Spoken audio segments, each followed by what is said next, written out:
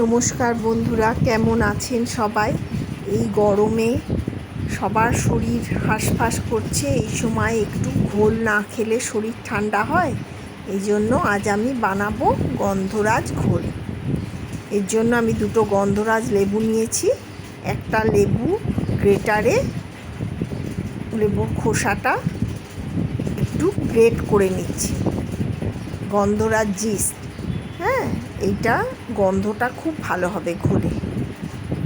আর ঘোলটা এবার আমি তৈরি করব। ঘরে পাতা দই নিচ্ছি একটা মিক্সিং জারে। এই গন্ধরাজ ঘোল গরমে খেলে শরীর তো ঠান্ডা হবেই, মন প্রাণও জুড়িয়ে যাবে। আর দিয়ে দিলাম নুন। আমি এখানে দু রকম নুন ইউজ করব, এমনি নুন আর বিট নুন।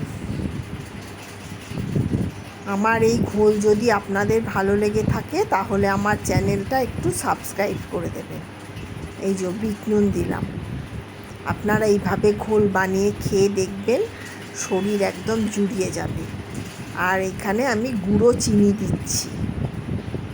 চিনিটা যারা বেশি মিষ্টি খান তারা বেশি দেবেন, কিন্তু এটা খুব বেশি মিষ্টি ঘোলে ভালো লাগে না।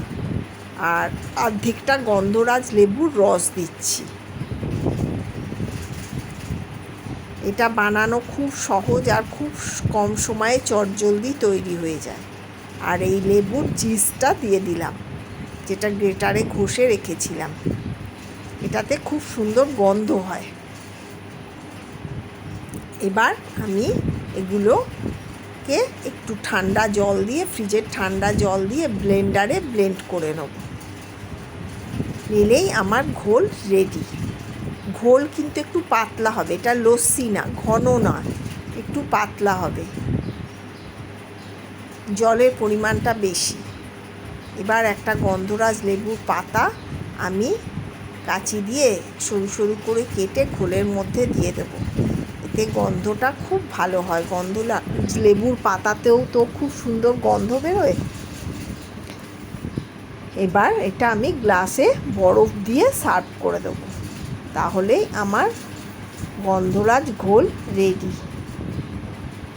এই যে গ্লাসে বরফ দিলাম, এবার এই ঘোলটা ঢেলে দেব।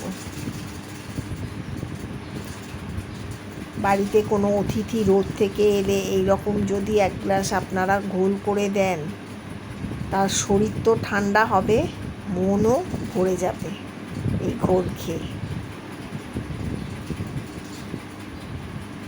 আমার গন্ধরাজ ঘোল রেডি।